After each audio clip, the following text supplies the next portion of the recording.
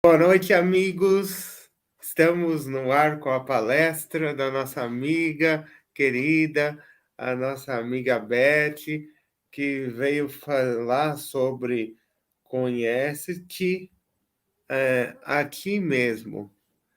Seja bem-vinda, amiga Beth. Muito obrigado por estar nos ajudando nessa tarefa que é tão importante tão importante da questão para espalhar a semente do Evangelho, espalhar bons entusiasmos, boas energias, porque o nosso planeta está precisando de boas energias, né? Que a gente está chegando em setembro, né? Setembro amarelo, um mês onde suicídio, né? Fala muito sobre suicídio, e o Evangelho ajuda a gente a ajudar aquelas pessoas que pensam besteira, né? Para que possam cair em si, né? Não é isso? Então, amiga querida, sem mais delongas, você pode, por gentileza, iniciar com uma prece para a gente, e no final, vibração em prece, gratidão, você sabe o tempo, né? Não preciso repetir. Um beijão para todos vocês, meus queridos amigos que são inscritos, pessoas que nós agradecemos por acompanhar o nosso canal. E eu deixo na companhia da nossa amiga Beth, que é uma companhia que é uma companhia maravilhosa. Fiquem com ela. Muito obrigado e, por gentileza, amiga, é com você. Obrigada, obrigada muitíssimo, muitíssimo mesmo por todo esse carinho, pela oportunidade da tarefa, agradecendo a Deus, a Jesus, a espiritualidade amiga, por estarmos aqui. Apesar de que hoje começamos um pouco mais tarde, foi um imprevisto que aconteceu comigo, peço desculpas, mas quero pedir a inspiração da espiritualidade, dos mentores do SEAC, estejam aqui conosco, nos inspirando, nos amparando, para que possamos entender os maravilhosos ensinamentos, das grandes verdades universais. Que assim seja. Então, o tema é Conhece-te a ti mesmo. Essa máxima esteve inscrita em templos do Egito e da Grécia desde muitos séculos antes de Cristo. E muitos pensadores se debruçaram sobre ela. No século XIV antes de Cristo, lá no Egito, há mais ou menos 1400 anos antes de Cristo, foi construído o templo de Luxor, no Egito. E ele tinha duas partes. Tinha o templo externo e o templo interno. O templo externo só né, era visitado pelos iniciantes. E o templo interno só podia entrar quem tinha mais conhecimento. E havia uma inscrição na parede desse templo de Luxor, lá no Egito. Homem, conhece a ti mesmo, assim conhecerá os deuses. Isso no ano 1400 antes de Cristo, mais ou menos. Aí o tempo passa, nós vamos fazer uma viagem pelo passado. No século VII antes de Cristo, na Grécia, né, então vários séculos antes de Cristo, também foi construído um outro templo ao deus Apolo, na região de Delfos, na Grécia. E é o famoso Oráculo de Delfos. Oráculo era um local assim que havia a produção de gases que vinha do interior da Terra, e as pitonisas ou médiums recebiam mensagens da espiritualidade. Entravam em transe por conta dessas emanações gasosas. E nesse oráculo de Delfos havia 147 máximas, ou seja, provérbios, inscritos nas paredes.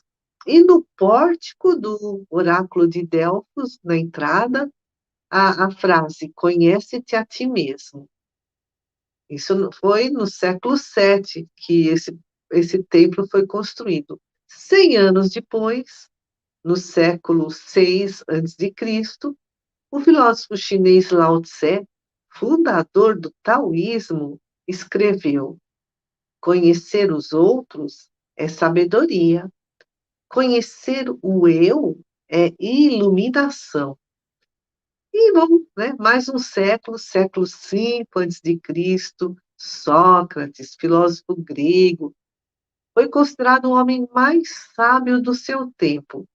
E aí ele ficou admirado, foi lá para o oráculo de Delfos e as pitonisas, as médiuns, trouxeram a mensagem da espiritualidade superior, dizendo que ele era o homem mais sábio da Grécia naquela época. Mas ele respondeu: "Olha, só sei que nada sei". E ele usou essa máxima, "conhece-te a ti mesmo", para ensinar as pessoas na Grécia. O Sócrates nada escreveu, mas ele foi o fundador da filosofia ocidental. E o seu discípulo, Platão, no século seguinte, também na Grécia, escreveu que Sócrates ensinava o preceito "conhece-te a ti mesmo", mas que essa era uma sabedoria que vinha desde longa data. E vamos, né, avançando no tempo. No século IV antes de Cristo, na Índia, foi escrito o texto Bhagavad Gita, famosíssimo, um poema épico de Mahabharata, que foi escrito em sânscrito. E lá nós lemos: "A perfeição absoluta é a consumação do autoconhecimento". Para a doutrina espírita, não existe perfeição absoluta nas criaturas, nos seres criados. Só Deus é que tem a perfeição absoluta. Nós, um dia, atingiremos a perfeição relativa.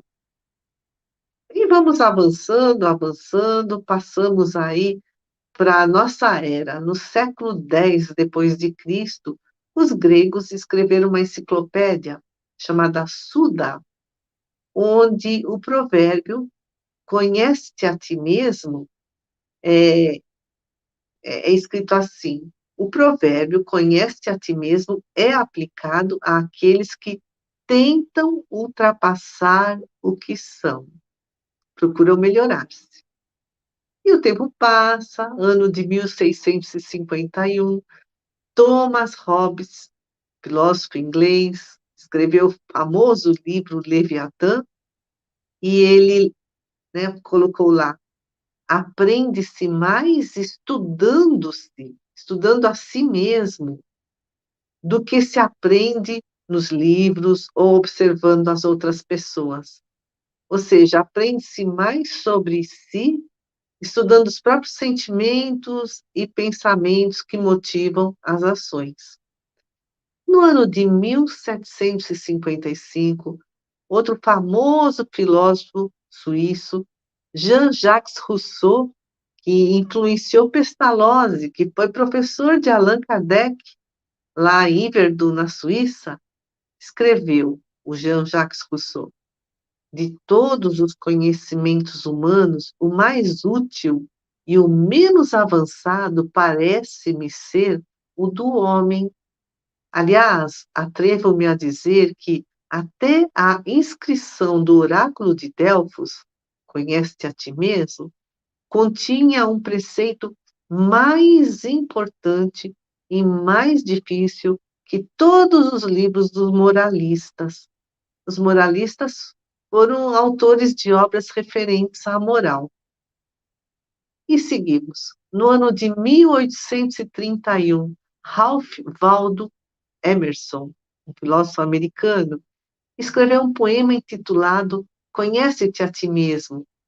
E olha que lindo que ele colocou nesse poema: "Conhecer a si mesmo é conhecer Deus que existe dentro de cada um de nós". Conhecer a si mesmo é conhecer Deus que existe dentro de cada um de nós. o Deus imanente.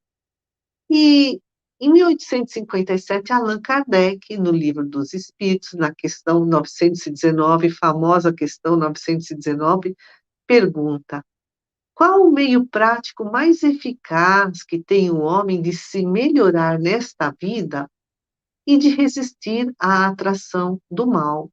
E é Santo Agostinho que responde, né, lá da espiritualidade, século XIX. Um sábio da antiguidade vô-lo disse: conhece-te a ti mesmo. Esse sábio é o Sócrates. E em 1998, aí, né? 1998, faz pouco tempo, né? O Papa João Paulo II escreveu: conhece-te a ti mesmo é a regra mínima de todo homem que deseja distinguir-se. É um convite para pensar na verdade, pois se nós não pensamos, os outros pensarão por nós. A verdade, existe a verdade universal, é a verdade, né, que Deus sabe, mas cada um entende a verdade de uma forma. A verdade é subjetiva, está dentro de cada um tem a sua própria verdade. Em 1999, o filme Matrix, e depois, em 2003, o filme Matrix Revolutions, né, mostra uma cena em que tem um portal de um oráculo, e lá está escrito, Temet Nosce. Temet Nosce é conhece-te a ti mesmo, em latim. Então, em todas as épocas, em todas as culturas, em todos os povos, encarnaram grandes pensadores para nos ensinar grandes verdades universais. E conhece-te a ti mesmo. É a busca do autoconhecimento. É uma investigação de si por meio da autoconsciência. Autoconsciência, como estou? E da autoimagem, ou seja, do autoconceito, quem sou eu? Essa investigação para que possamos nos tornar pessoas melhores. Então, é uma consciência de si. Então, a consciência é a chave de todas as transformações. A consciência, né? Para a gente saber quem se é, onde quer chegar, perguntemos-nos: o que eu quero? Quais são os meus desejos? Quais são os meus limites? Boa noite, muito obrigada. Onde quero chegar?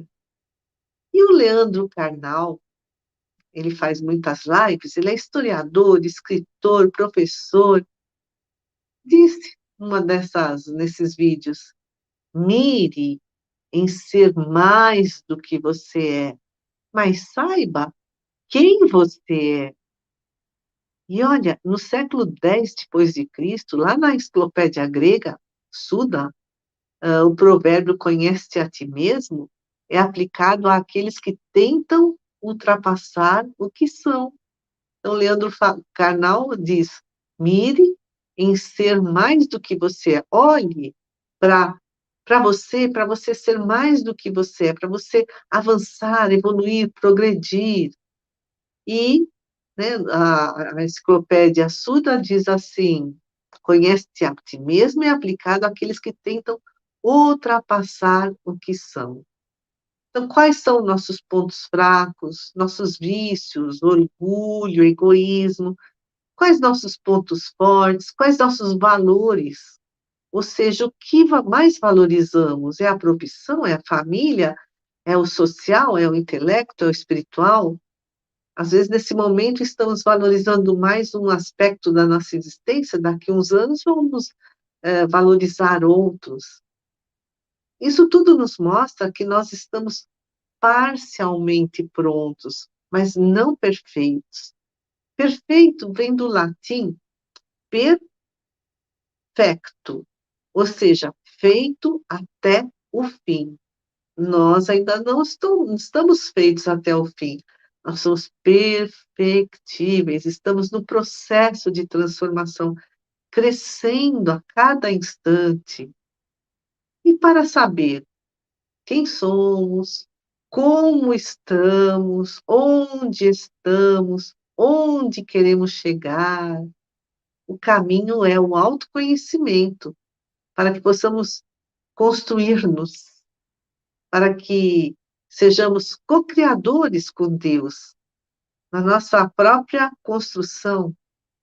Mas a maioria das pessoas não sabe quem é nesse aspecto, nesse enfoque de espiritual. Não sabe onde quer chegar. E o autoconhecimento, como se adquire, então, o autoconhecimento? De duas formas.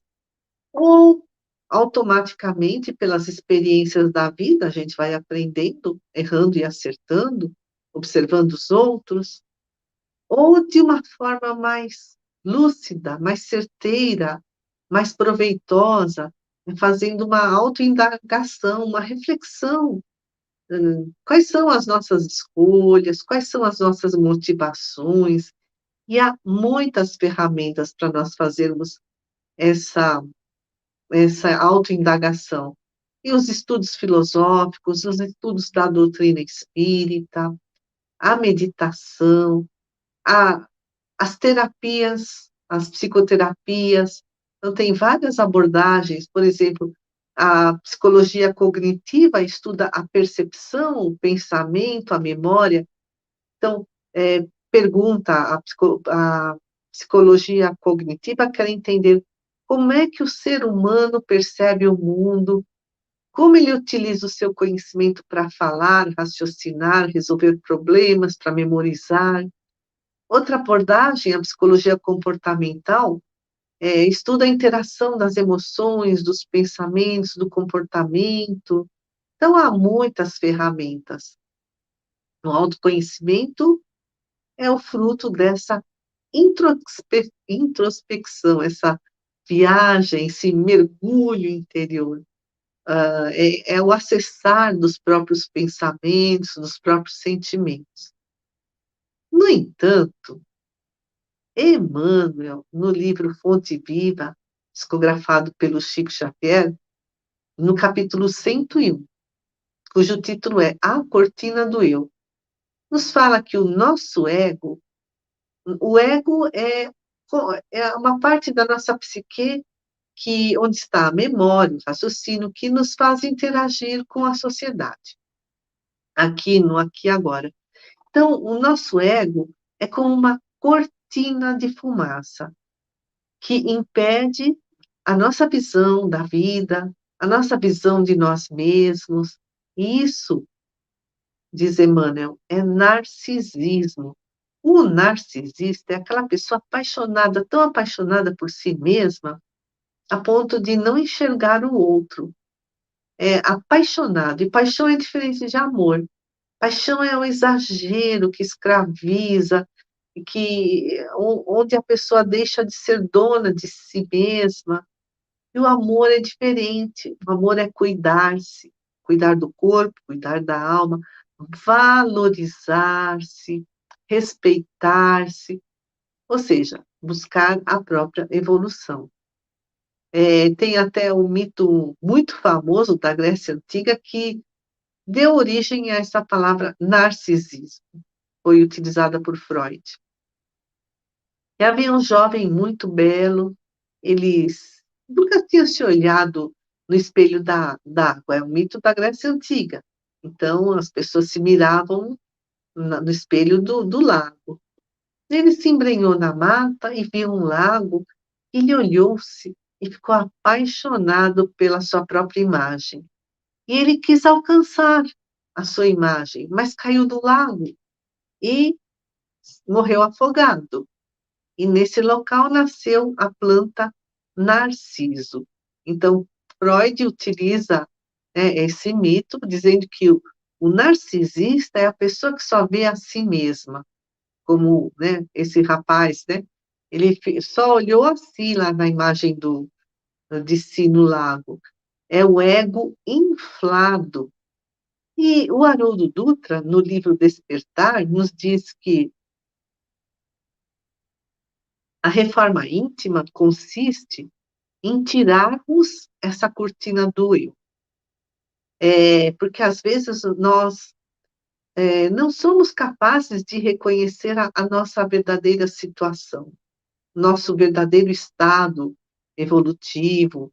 E a Haroldo Dutra nos faz o alerta, que a reforma íntima é como consertar o avião em pleno voo. Nós vamos fazendo a nossa reforma íntima enquanto estamos vivendo, enquanto estamos trabalhando, mas ela precisa ser acompanhada, a reforma íntima, de paz, de tranquilidade, para a gente não adoecer mentalmente, fisicamente. Essa reforma íntima precisa ser feita passo a passo, sem autotortura, sem autopunição, desenvolvendo a humildade para que a gente possa reconhecer as nossas próprias imperfeições, porque, olha, né, quem tem essa cortina do eu não enxerga os próprios defeitos. Então, a reforma íntima é esse passo a passo que leva toda a eternidade, porque nós somos perfectíveis, né? Estamos sempre nos aproximando dessa perfeição relativa. Isso exige muito esforço, né? Essa perfeição relativa não nos chega gratuitamente, prontamente disponível, e olha quanta coisa boa. À medida que nós evoluímos, nós vamos ampliando a nossa consciência. Tem uma frase fantástica que diz: cada um terá a vista da montanha que subir. Aqui a montanha é a nossa elevação espiritual. À medida em que subimos uma montanha, o nosso campo de visão se amplia. E à medida em que evoluímos, a percepção que temos de nós, dos outros, do mundo, também se amplia. Então, cada um terá a vista da montanha que subir, com o próprio esforço. Quanto subiu? Né? Subiu um degrauzinho, 2, 10, 1000. À medida que sobe, a consciência se amplia. E nós vamos evoluindo tanto intelectualmente, adquirindo conhecimentos, como moralmente, conquistando virtudes, qualidades morais. E Emmanuel, né, nos ensinou que não dá para voar com uma asa só. Não, nós precisamos das duas asas, a asa do amor, a asa da sabedoria. O amor são os bons sentimentos e a sabedoria é o conhecimento. E aí, diz Emmanuel, nós vamos conquistando a presença de Deus, nós vamos encontrando a presença de Deus em nós. Vamos, à medida que vamos subindo essa montanha, vamos construindo o reino de Deus em nós, para ter as bem-aventuranças que Jesus prometeu. E é muito interessante que o que Emmanuel nos ensina aqui, que à medida que evoluímos, nós vamos encontrando Deus em nós, o Deus imanente, bate com aquela inscrição na parede do templo de Luxor, no Egito Antigo, né? 1400 anos antes de Cristo, e que diz: homem, conhece a ti mesmo, assim conhecerá os deuses. Jesus diz: vós sois deuses, né? Podereis fazer o que eu faço e muito mais. E Santo Agostinho, lá no Livro dos Espíritos, na questão 919, né, então no século XIX, quando Allan Kardec pergunta como que a gente faz para se melhorar, né? Então ele responde, o Santo Agostinho, já desencarnado, aqui nessa famosa questão 919, que toda noite ele fazia um balanço do dia que ele havia vivido para se conhecer. Ele perguntava para si mesmo: por que eu fiz aquilo? Para que eu fiz aquilo? Então, nós também perguntemos: por que e para que fiz isso? Com que intenção agi daquela forma? E aí nós vamos conquistando o autoconhecimento, vamos nos libertando da ignorância, vamos adquirindo domínio sobre nós mesmos, vamos ter cada vez mais poder sobre nós mesmos. E vamos aceitar quem somos, como estamos, e vamos avançar rumo à perfeição, sem essa cortina do eu, essa cortina de fumaça que nos fala Emmanuel, que impede de ver realmente quem somos. O espírito Hermance Dufour, no livro Reforma Íntima Sem Martírio, psicografado pelo Vanderlei Soares de Oliveira, sugere 2 passos para melhorar os resultados da nossa reforma íntima. Então, o primeiro passo é a atenção plena. Ela diz que essa é uma arte budista de observar-se incansavelmente a ponto de tornar-se rotina. Diz ela, a fim de que o balanço noturno tenha elementos ricos para a autoanálise. Então, ela traz aqui a ideia de Santo Agostinho, na questão 919 do Livro dos Espíritos, fazer um balanço noturno. Então, se a gente passou o dia inteiro, né, se observando o que pensamos, o que sentimos, o que falamos, como agimos, diz ela, nós teremos elementos ricos para a autoanálise nesse balanço noturno do dia que passou. Mas ela diz que há pessoas encharcadas de materialismo, de preconceito, de intolerância, que, em vez de enxergar os defeitos em si, só enxerga os defeitos nos outros. E isso é causado pelo enorme orgulho que essas pessoas têm, que não lhes permitem analisar a própria conduta. A irmã se fala, a atenção plena do budismo só é possível em criaturas que se dispõem a melhorar, que têm um permanente anseio de renovação de si próprios. Mas ela também adverte, sem autopunição, né? Então, um permanente anseio, é uma disposição de melhorar-se, mas sem autopunição, sem culpa, mas tendo um julgamento flexível, tendo ternura para consigo mesmo. Aí a gente lembra a frase de Che Guevara, grande pensador latino-americano: é preciso endurecer, mas sem jamais perder a ternura. Como diz a Hermance, né? Observação plena, sermos críticos conosco sem tortura, mas sem perder a ternura. E a irmã se fala que sem esse autoencontro, sem essa autoternura, sem essa autoaceitação, o que vai acontecer? Quando fizermos esse mergulho interior, esse autoencontro, vai ser desastroso, pode se tornar um caminho para a decepção, para a insatisfação pessoal, porque a pessoa olha para si e não se aceita. Ou ela quer avançar muito, porque não admite estar onde está, ou ela acha que já é tudo de bom e não precisa melhorar mais nada, e aí não avança. O segundo passo para melhorar a nossa reforma íntima é consequência óbvia da atenção plena, é a interiorização, na viagem interior, né?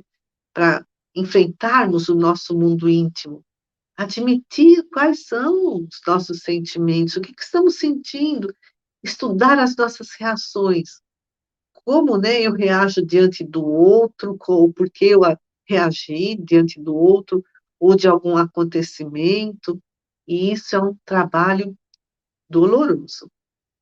A maioria das pessoas foge desse autoencontro, não ouve a própria consciência, mas a consciência é o nosso elo com a verdade, mas a verdade é de cada um, né?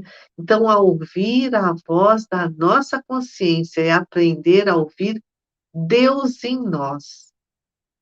Essa interiorização, diz a Hermance, é uma degustação mental da atenção plena para a gente poder perceber. Então, por exemplo, a gente vai numa festa, uma mesa imensa, né, cheia de iguarias, coloridas, cheirosas, lindas.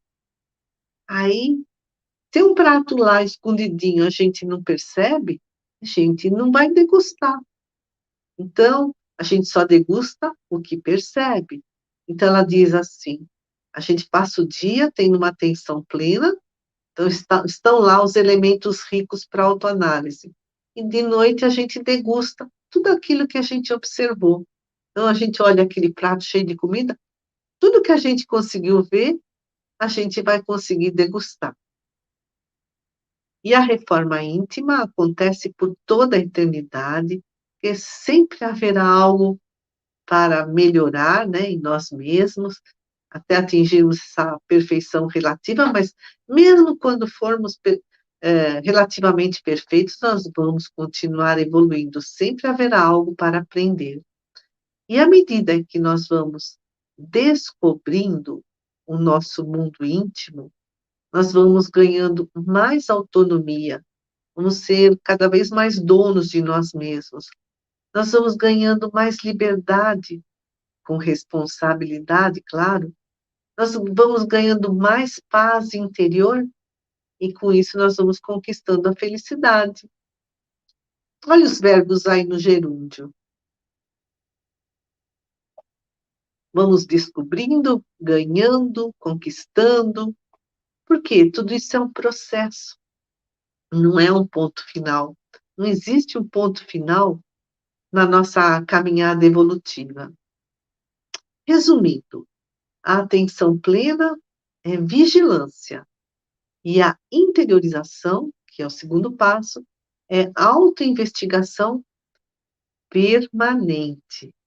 E aí nós iremos subindo a montanha, evoluindo espiritualmente, vamos nos tornando cada vez mais donos de nós mesmos, mais autênticos.